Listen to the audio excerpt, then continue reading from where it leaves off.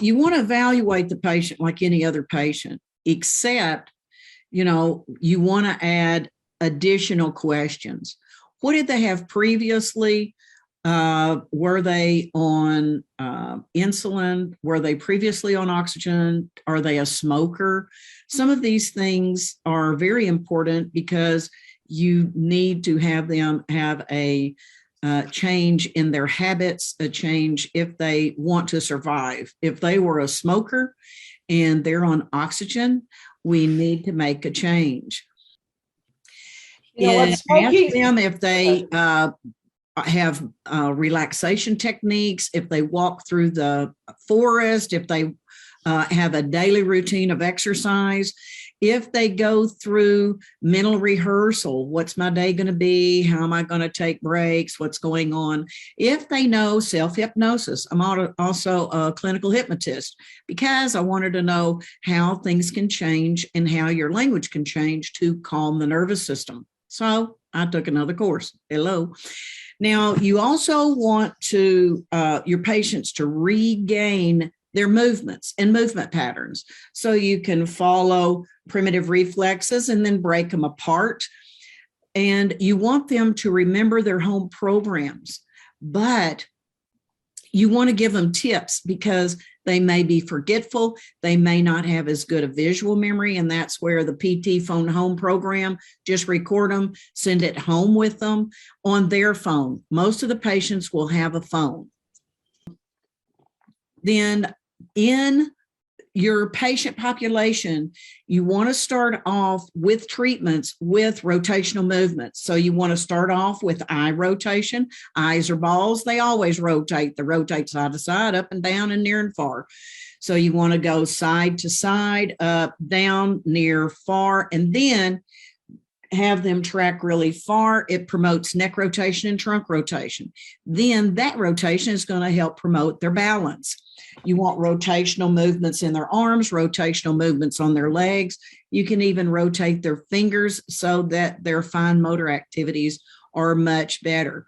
When you do visual tracking, you want to follow that sometimes with rocking and rolling and swinging, and you can have them rock in a chair. You can have them roll in a chair or an office chair, and you can have them go side to side, which those are the three directions of the right angles of the semicircular canals. Have them balance in sitting, balance in 4-point, balance in tall kneeling, balance in standing. You go through the developmental milestones with rehab with an adult patient or a teenage patient, just like you do with a child. With coming to standing, if you see a drop in their blood pressure, consider compression socks. If they can't get compression socks, put compression pantyhose that you can get at the department store or at Amazon. Have them practice ambulation and very cognizant of eye direction because it's going to help them accommodate rather than lose their balance with direction change. With return to work tolerance, you want to see if they can do and mimic their work positions for 2 hours and then 4 hours and then 6 hours. I used to do a lot of functional capacity evaluations, and you want to see if the person can tolerate work and if all of their cranial nerves are working, just like our previous question that had visual challenges. That's a big challenge to being able to even do Zoom on a screen.